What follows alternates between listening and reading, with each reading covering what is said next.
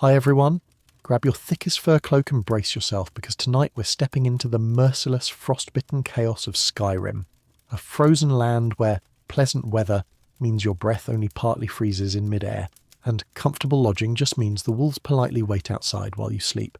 So before you get too cozy in your climate-controlled, bear-free environment, take a moment to like the video and subscribe, and let me know in the comments, which Skyrim creature do you honestly think you could take in a real fight? And please, no one say dragon. I'm talking mud crabs, skeevers, maybe an angry chicken if you're feeling confident. Now find your thickest socks, maybe brew something stronger than tea, get comfortable, and let's discuss why the Dragonborn's real superpower was surviving past breakfast in this frozen monument to human suffering. You wake up in Skyrim, not heroically, not triumphantly, just stiff, sore and mildly irritated. Your bed isn't actually a bed by any civilized definition. It's more of a wooden frame filled grudgingly with straw, wool scraps, and suspiciously coarse tufts that might have come from either a goat or a frostbite spider. You've long given up determining the exact contents. Comfort isn't a luxury Skyrim indulges in.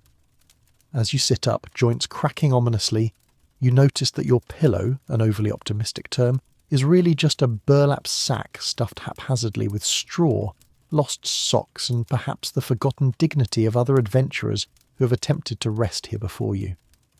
Morning air seeps through cracks in the warped wooden walls of your rented room, carrying with it the pleasant aroma of damp stone, simmering cabbage stew, and yesterday's ale that someone carelessly spilled downstairs.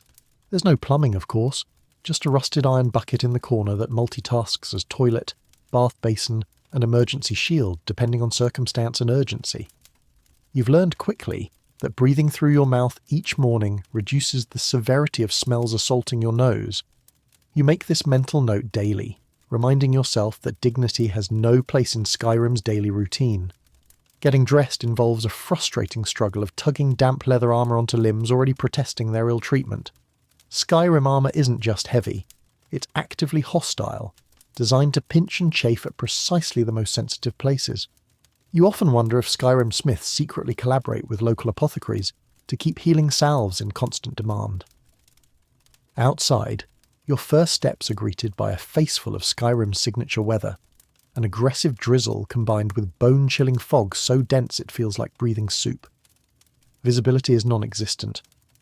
You stumble forward cautiously, praying you're heading toward the town square rather than a cliff edge or a particularly angry chicken. Villagers pass you by, murmuring greetings muffled by scarves, hats, and soggy beards. A few guards amble past, offering helpful advice like, "Watch the skies, traveller," delivered with the profound enthusiasm of someone who hasn't looked up in weeks. Breakfast in Skyrim isn't about taste, it's about survival. You sit down at the local inn, a wooden slab politely masquerading as a table, and receive a bowl of stew that suspiciously resembles the innkeeper's leftovers tossed randomly together, skeever meat, cabbage, and frostbite spider legs bobbing cheerfully in greasy broth. It's nutritious only by technicality, but the locals swear it builds character, or perhaps they mean immunity. After choking down the stew, you prepare to venture out. Skyrim's merchants, endlessly persistent, assault you with sales pitches disguised as conversation. Belethor, for instance, cheerfully informs you he'd sell his sister if he had one. Lucan Valerius in Riverwood implores you yet again to retrieve his golden claw, seemingly forgetting you've already done it twice. Arcadia eyes you suspiciously, accepting your suspiciously glowing mushrooms without question, clearly resigned to the bizarre hobbies of adventurers. Your journey today takes you south, toward Falkreath. The roads, loosely defined dirt paths mixed liberally with sharp stones, mud pits, and inconveniently placed roots, make your feet ache within the first mile. Wolves and bears watch your progress with disturbing interest, as though calculating your precise edibility.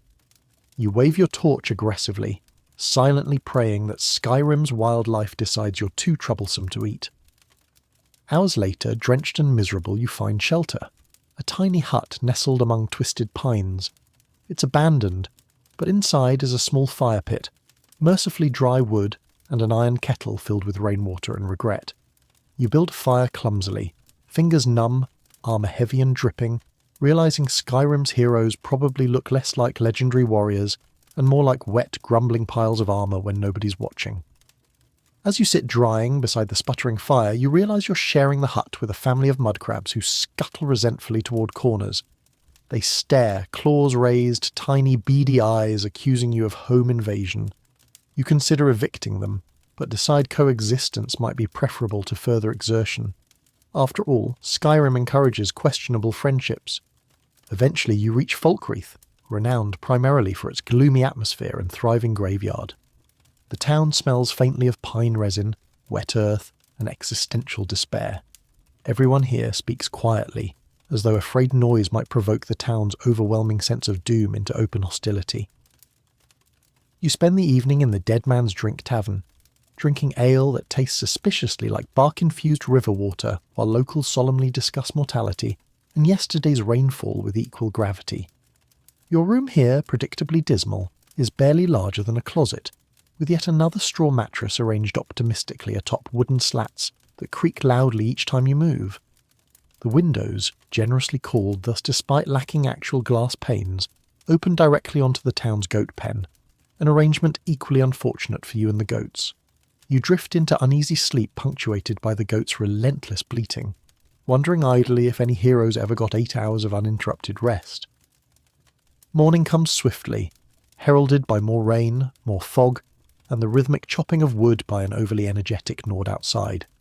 Breakfast is disappointingly similar to yesterday's stew, but today featuring cabbage with slightly different lumps of unidentified meat. You consider skipping it entirely, but decide starvation feels vaguely irresponsible. The next leg of your journey sends you winding through the dense forests of the Rift, a region perpetually damp and perpetually misted. Trees crowd closely, dripping water onto your head, as though personally offended by your passage. You lose track of direction several times, navigating purely by guesswork and desperation, until finally emerging onto the shores of Lake Gyr. Across the misty expanse, Ivarstead's faint lights beckon invitingly, promising a warmth you've long stopped expecting. Ivarstead is cheerful by Skyrim standards, which means people here occasionally smile, often in confusion, sometimes by mistake. You briefly stop at the inn, enduring local tales about haunted barrows and ghosts that seem less threatening than the patrons describing them. After resting briefly, another bed, another bucket toilet, another evening of aggressive skeever avoidance, it's time for your greatest challenge yet, climbing the infamous 7,000 steps toward High Hrothgar. Every step upward feels deliberately crafted for maximum discomfort. Cold air burns your throat, icy stones numb your feet. Pilgrims passing cheerfully down the mountain offer maddeningly upbeat encouragement. You consider shouting them into a ravine, but decide saving breath is probably wiser. Hours of slow, painful climbing finally deliver you to High Hrothgar's solemn doors. The greybeards greet you warmly, ushering you into halls of flickering torches and ancient tapestries. You're given a bed softer than any you've experienced, blankets actually made of wool rather than sandpaper disguised as cloth, and food that genuinely nourishes rather than merely sustains. Yet, as you settle in, you realise Skyrim has shaped you. You've come to expect discomfort, even welcome it. High Hrothgar's comfort feels suspicious, almost unnatural. Still, tonight, exhaustion wins out. Wrapped in rare comfort, you finally rest, briefly forgetting the inconveniences that tomorrow inevitably holds. In Skyrim, survival isn't a given. It's earned through stubborn endurance, foolish bravery, and acceptance of daily indignities. But strangely, that's precisely why you stay, why you endure the stone beds, the cold rain, the questionable meals, and endless mud crabs. Because despite all logic, Skyrim's harsh, ridiculous, infuriating world feels oddly like home. You awake in High Hrothgar feeling momentarily at peace, a mistake Skyrim quickly corrects. Before dawn fully arrives, you're shaken awake by the faint chants of greybeards murmuring ancient dragon language at unreasonably early hours. You briefly wonder if being the chosen one means you're allowed a late checkout, but judging by Arngir's subtly stern look when you stumble bleary-eyed into the main hall, the answer is clearly no. After a breakfast suspiciously superior to your usual fare, bread fresh enough to actually contain moisture, stew that doesn't resemble yesterday's leftovers, you reluctantly leave the cosy warmth of the monastery. Stepping outside, you're immediately assaulted by Skyrim's signature morning chill, a blast of cold air so bracing it seems offended by your comfort. The sky hangs low, grey, and perpetually annoyed. Descending the infamous 7,000 steps is a different torment entirely, where ascending the steps was about endurance, going down is about not breaking your neck. Every step is slick with ice and snow, carefully placed by the gods specifically to test your ankle's tensile strength. Pilgrims nod knowingly as they pass, murmuring platitudes about enlightenment through suffering. You consider gently reminding them that gravity is less forgiving than the divines, but decide to save your breath. By the time you reach Ivarstead again, your knees ache, your back hurts, and your boots feel like they're lined with rocks. You briefly consider retiring forever to a nice farm somewhere warmer, perhaps Hammerfell, but the thought passes quickly. After all, your destiny apparently involves more cold, damp places and inexplicable fetch quests. Travelling northward from Ivarstead, you quickly rediscover why wandering Skyrim without a plan is best left to heroes or fools, and you're not sure which category suits you better. You enter the dense forest, fog thick enough to swallow horses whole, and promptly lose the path.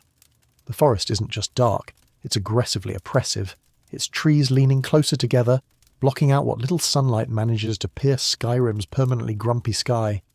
Rain begins to fall softly, then quickly escalates into a full-on downpour. Your cloak becomes soaked, your boots fill with water, and your armour clings miserably to your skin, becoming heavier with every step. Skyrim doesn't have weather. It has moods, and today's is apparently petulantly miserable. Every step forward squelches loudly, attracting unwanted attention from local wildlife. Mud crabs emerge from every puddle, sensing vulnerability. Wolves watch hungrily from shadows. Somewhere nearby, a bear growls ominously, clearly disappointed you're too wet and pathetic to be worth attacking. Eventually you spot a faint lantern light ahead, promising shelter. You stumble gratefully toward it, only to find it's another abandoned shack, home mostly to spiders and drafts strong enough to freeze your toes through thick leather boots. Inside, you struggle to build a fire from damp wood and optimism.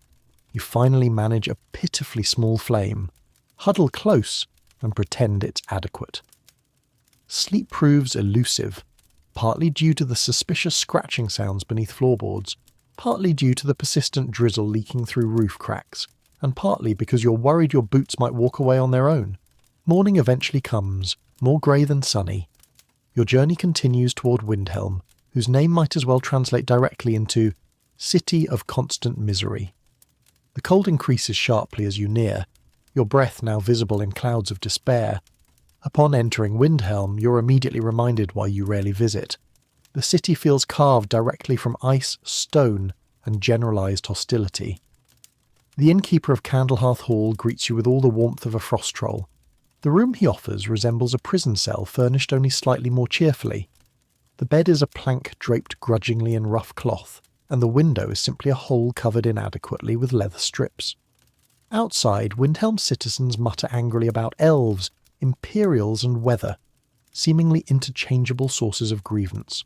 You leave early, eager to put distance between yourself and Skyrim's most cheerless city. Heading west, your journey takes you through a barren, snow-blasted landscape. Blizzards rise and fall at whim, visibility dropping suddenly to arm's length, transforming simple navigation into an epic quest. Soon enough, you're hopelessly lost. Again. After hours wandering aimlessly, you stumble upon a Khajiit caravan sheltering beneath canvas tents. The Khajiit welcome you warmly, purring their greetings and immediately trying to sell you suspiciously glowing potions and enchanted cutlery. You buy a potion claiming to guarantee survival, suspiciously identical in appearance to cooking oil, and continue onward, slightly poorer but oddly comforted by their feline charm. Night finds you stranded on Skyrim's empty plains, forced to set up camp near an ancient Nordic ruin that feels haunted even from a respectful distance. You build a fire hastily, using dead branches, scavenged kindling, and your last reserves of patience. Wolves howl mournfully, Draugr groan distantly underground, and you spend the night awake, clutching your sword and waiting nervously for daylight. At dawn, bleary-eyed and exhausted, you reach Whiterun. Familiar faces greet you, Nazim immediately questions your Cloud District credentials. Adrian politely suggests forging something other than daggers for once, and Bellathor cheerfully offers his non-existent sister at half price. It feels strangely like coming home. After resupplying on questionable bread and oddly expensive carrots, you continue southwest toward Falkreath. The journey takes you through increasingly dense forests, the air thick with moisture, and the unmistakable scent of perpetual dampness. Rain starts again, relentless and moody. Visibility drops, turning every shadow into potential doom. Spiders descend dramatically from trees, clearly offended by your trespassing. Reaching Falkreath by evening, you find the town as morbidly charming as ever. The local inn, the Dead Man's Drink, lives up to its name. Its ale tastes like it was brewed specifically to kill taste buds. Still, the fire's warm, the bed's tolerable, and for Skyrim that's practically luxury. Your next day leads you across the mountainous passes toward Markarth. Skyrim's rocky west challenges your resolve. Paths here are barely distinguishable from sheer cliffs. Goats mockingly scale vertical walls with ease, and your ankles threaten rebellion at every step. Arriving in Markarth, you're reminded again of its aggressively stone architecture. Everything here, from beds to bathtubs, is carved from solid granite, suggesting the dwarves who built this city never planned for comfort, only endurance. Your room at the Silverblood Inn is predictably austere. Stone bed, stone chairs, stone floor. The single decoration, an unflattering carving of some stern-faced Dwemer, glares at you judgmentally all night.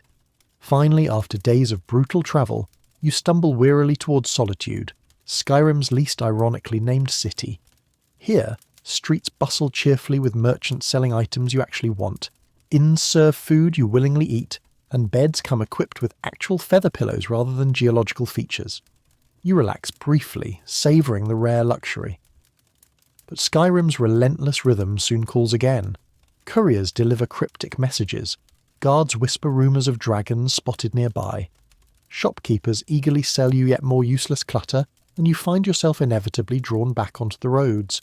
Skyrim's nuisances, cold, rain, discomfort, perpetually lost socks, and overly aggressive wildlife, wear you down daily. Yet strangely, these are the same irritations that make this place home. Comfort might be fleeting, rest elusive, and meals barely edible, but this rugged land and its absurdly resilient people somehow become endearing precisely because they're so impossible. Welcome back to Skyrim, traveller. It's damp, dangerous, and endlessly inconvenient, but somehow, impossibly, it's home. Your brief respite in solitude comes to an abrupt end, as restful moments in Skyrim often do. Morning breaks rudely through the clouded panes of your tavern room's window. Though calling it a window might be overly generous, it's essentially a rectangular hole covered with parchment, loosely nailed, managing only to keep out the worst weather. Sunlight filters weakly through, illuminating the room just enough to remind you how depressing it truly is. Your bed, despite being Solitude's finest, feels more like a burlap sack stuffed haphazardly with firewood than actual bedding. Sleep, you've learned, is an abstract concept in Skyrim, usually involving a lot more discomfort than rest. Dragging yourself upright, you immediately notice the room's temperature seems deliberately cruel. It's cold enough to chill your bones, yet somehow damp enough to cling to your skin. Dressing yourself involves wrestling into damp leather armour, stiffened overnight like cardboard, each piece strategically uncomfortable, as if designed by someone who hates human anatomy. You struggle into your boots, still wet, still freezing, making your feet instantly miserable. The soul mirror, cracked and rusted at its edges, reflects back a dishevelled figure you barely recognise. Tired eyes staring back in weary resignation. Breakfast awaits downstairs, cheerfully advertised by the innkeeper as hearty. This translates roughly to stale bread, salted fish tough enough to double as weaponry, and cabbage stew that tastes suspiciously similar to last night's dinner. Probably because it is last night's dinner. The tea is lukewarm, tasting vaguely like dirt and disappointment. But you drink it anyway, suspecting Skyrim's concept of tea is mostly boiled lake water, filtered through tree bark. Yet you persist, knowing hunger is a worse enemy than blandness. Outside, Solitude bustles aggressively. Merchants shout, selling items ranging from genuinely useful, rare, to absurdly pointless, common. An overly enthusiastic child chases a goat around the street, while guards lean lazily against walls, casually discussing recent executions with unsettling cheerfulness. One recognises you and loudly announces he took an arrow in the knee, clearly expecting sympathy or admiration. You offer neither, hastily continuing your journey. Leaving Solitude, your path winds southeast into the wilds near Morthal. The weather immediately worsens. Skyrim, sensing your optimism, decides to drown it thoroughly. Fog descends abruptly, thick enough to obscure your hand when stretched in front of your face. Rain soon follows, drenching you completely within minutes, turning roads into muddy trenches. Your cloak becomes a heavy, soggy cape of misery. Your boots now small lakes inhabited by your toes. You trudge forward, cursing silently, because of course, loud curses might attract something far worse than mere wolves. Visibility drops to mere feet. Sounds echo ominously through the fog, distant howls, rustling bushes, and the sinister clicking of giant frostbite spiders lurking unseen. The marshy terrain soon claims your dignity entirely. Twice, you stumble knee-deep into marsh water, emerging coated in mud and smelling faintly of frog spawn. This is life in Skyrim. A constant struggle against weather, terrain, and an ecosystem apparently dedicated entirely to your misery. Nightfall nears, forcing you to seek shelter. Mercifully, you spot a small abandoned shack, its walls sagging mournfully, roof tiles missing or hanging by determination alone. Inside, the shack is predictably depressing, single-roomed, mouldy, and suspiciously skeever-infested. Still, it's marginally drier than outside, and you quickly build a small, smoky fire. Your fire-building skills are poor, but after sacrificing several scrolls of questionable usefulness and a pile of damp wood, you coax flames to life. As darkness settles, rain pounds relentlessly on the roof. Leaks drip methodically onto the wooden floorboards, each drip a gentle reminder of Skyrim's general hostility. The shack's windowless walls creak disturbingly with each gust of wind, suggesting imminent collapse or haunted origins. Possibly both. You curl into a damp corner, cloak wrapped around you, and drift into uneasy sleep. Dawn finds you damp, cold, and covered in soot. Breakfast is pitiful. Hard bread, colder than yesterday, and jerky tougher than dragon scales. You push open the shack's protesting door, stepping into pale morning sunlight. Birds chirp cheerfully, mocking your exhaustion. Heading eastward toward Dawnstar, the landscape grows bleak. Snow-covered plains stretch endlessly, wind bitterly cold against your skin. Skyrim's weather here is not just uncomfortable, it's actively spiteful. Blizzard-like conditions whip suddenly into existence, snowflakes sharp as daggers slicing into your exposed face. You stumble blindly, compass frozen, path indistinguishable. Frostbite seems inevitable. Miraculously, you find a small cave. Hesitantly entering, Skyrim caves are rarely welcoming, you discover it inhabited only by bats and dampness. Lighting another reluctant fire, you thaw slightly, wondering idly how long one can subsist on questionable bread and stubbornness alone. Eventually Dawnstar comes into view, harsh, cold, and vaguely depressing, even by Skyrim standards. The local inn promises warmth, though inside, warmth apparently means slightly less freezing. Your room's window is merely a slit, its bed another plank vaguely cushioned by straw older than Ulfric's Stormcloak. Sleep is scarce, interrupted frequently by miners loudly discussing nightmares, ancient curses and mining accidents. Morning involves reluctant visits to merchants who hawk overpriced goods, potions that taste suspiciously of cabbage, and jewellery that glows ominously without explanation. Your purse empties quickly, leaving you burdened with dubious merchandise.